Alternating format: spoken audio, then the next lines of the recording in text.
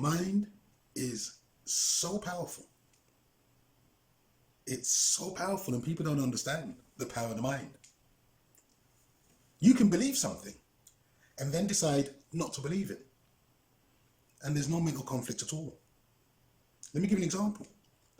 As a child, you believed in Santa Claus because you was told he was real. And then at some point, you found out he was not real. And so you simply dismissed the belief. There was no mental conflict. You were also told about the boogeyman.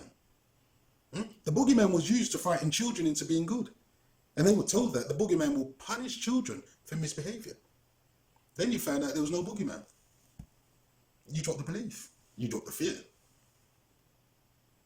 So this is how powerful the mind is.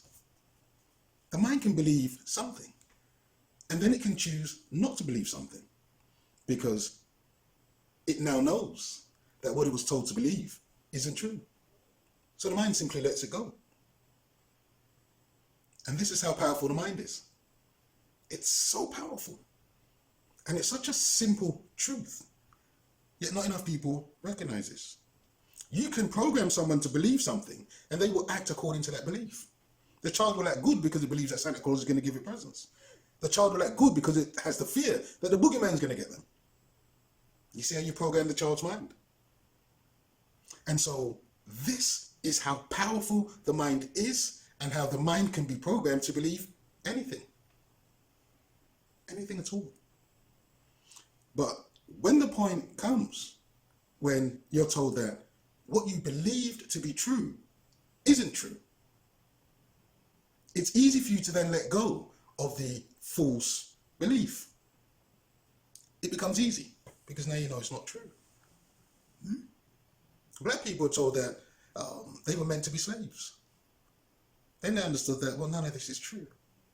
So they let go of the notion that they were born to be slaves.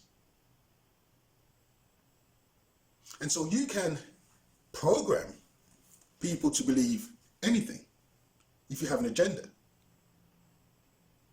But once people understand that what they've been programmed to believe isn't true, people then simply let go of the belief. So what happens is the mind becomes enslaved, in a sense, towards believing in things which serves someone else's agenda. Do you get what I'm saying? If you continue to believe in something or have faith in something, if you believe that a course of action which has proven to be ineffective, but you continue to do that, then there's something broken within your mind, and your mind needs to be fixed. If you continue to believe that you can appeal to a construct that changes nothing for you, then your mind is broken and it needs to be fixed. So you've got to reprogram your mind, because your mind has been programmed for you. People have been indoctrinated to believe in all manner of foolishness, and this happens from childhood. This happens from your child.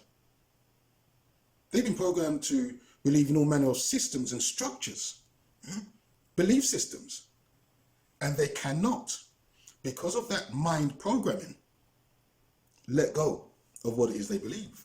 But they will do it with some things, but not everything. So even if people are told hell isn't real, that hell was made up, people are still going to believe in it because they identify with what it is they believe.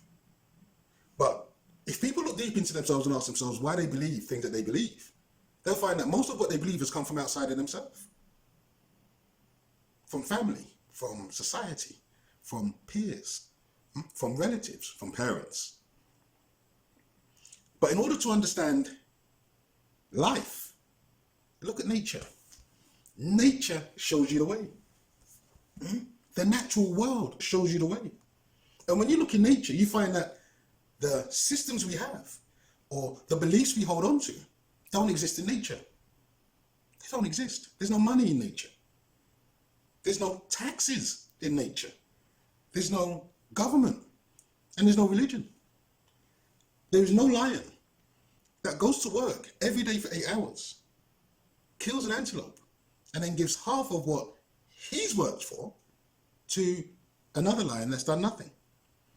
In nature, you eat what you kill.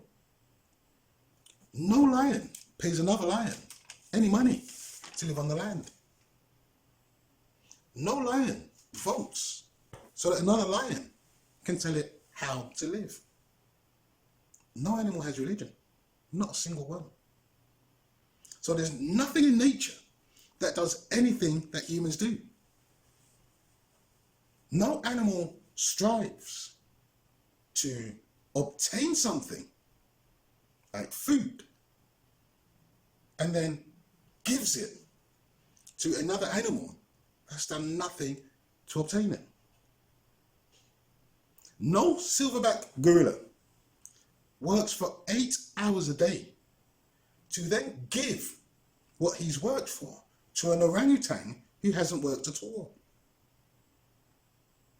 That's madness. Nature hasn't designed the system that we live under. Nature hasn't designed any of this. This has all been designed by man. A man who has an agenda. Huh? And it's all about the intelligence. We're dealing with intelligence. Who has the intelligence? Man or the monkeys? The monkeys have more intelligence, in my opinion. Because no monkey is doing the foolishness that we do.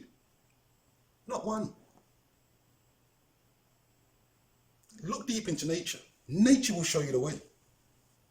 How we live is unnatural. Because nothing in nature is paying anything else in nature to live on the planet. So I simply say this: reprogram your mind. Because if you don't program your mind, it will be programmed for you. The beauty of the mind, the wonder of the mind, is that the mind is pliable. It's malleable. It can be remolded and it can be reset. The mind is never fixed. It's not fixed. The mind is fluid. It's adaptable and it's changeable. And this is what makes the mind the most extraordinary aspect of being. The mind is all. And the mind can be used to imagine things, to create things, to build, to innovate, to make things good. But a mind can also be used to imprison, enslave, conquer, destroy, and oppress.